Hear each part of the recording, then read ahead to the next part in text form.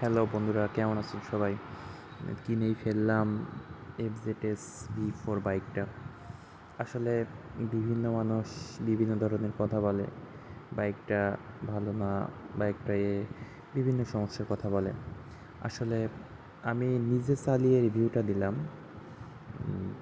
বাইকটা অনেক কমফোর্টেবল আছে এবং ব্রেকিং কন্ডিশন বলেন সব কিছুই ঠিকঠাক, কিন্তু বাইকে যে পাওয়ার অর্থাৎ আপনার 4Bতে যেটা হয় আসলে যে রেডি পিক আপ, এই জিনিসটা নাই। তবে V4-এ আপনি গাড়ি ওভারটেকিং করতে পারবেন, সব কিছুই পারবেন অনেক স্মুথলিভাবেই।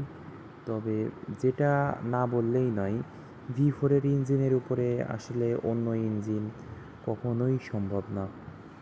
এই ইঞ্জিনগুলো মানে অনেক স্মুথলি চলে এবং এটা আপনি পাহাড়ে চলাচল করবেন, অনেক দূর বাইক রাইড করবেন, ইঞ্জিনগুলো অনায়াসে আপনার রাইডগুলো নিতে পারবে। আপনি যদি কখনো মনে করেন যে আমি রেস্ট না নিয়ে চালাবো বা এমন কিছু, এটা কোনো ব্যাপার না, এটা বাইক ইজিভাবেই নিতে পারবে। তো এখন যেটা বলবো যে বাইক কিনবেন কি কিনবেন না, আসলে এক একজন মানুষের এক এক রকম ইচ্ছা। ধরেন আমার যদি ইয়ামাহা পছন্দ, আর একজনের যদি টিভিএস পছন্দ না হয়, তাহলে তো সবাই ইয়ামাহা বাইক কিনতো। তো পছন্দটা আসলে নিজের উপরে সম্পূর্ণ, যে আমি বাইক কিনবো কেমন হবে বা এমন, আসলে সম্পূর্ণ মনের উপরে। আমার ইচ্ছা আছে 4B, আমার মনের বিরুদ্ধে যদি আমি যে V4 ডিলাক্সটা নিই বা V4 নিই, এটা নিলে সমস্যা কি, ওই যে মনে যে সমস্যাটা থাকবে ওইটাতে বারবার মনে হবে আমায় হয়তো 4Bটা নিলেই ভালো হতো, 4Bটা নিলেই ভালো হতো, এই সমস্যা।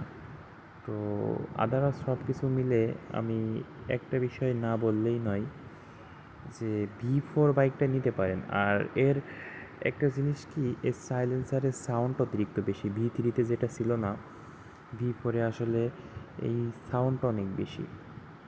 ঠিক সাউন্ডটা অনেকটা আপনার ইয়ামা RX-এর মতো, এই ধরনের সাউন্ডটা। তো সব কিছু মিলে আমি চালিয়ে ভালোই পাচ্ছি, বাকিটা আল্লাহর ইচ্ছা, আসলে কখন কি হবে না হবে। এখনও অবশ্য ফার্স্ট সার্ভিসিং দিইনি, এটাই ফার্স্ট রাইড, তাই আপনাদের কাছে শেয়ার করলাম যে আসলে এটা কিনবেন কি না কিনবেন। আসলে আমরা মধ্যম ফ্যামিলির ছেলে, যে আসলে বাইকটা শখের জিনিস, তাই একটু ভালো মন্দের বিষয়টা একটু বেশিই বিবেচনা করি।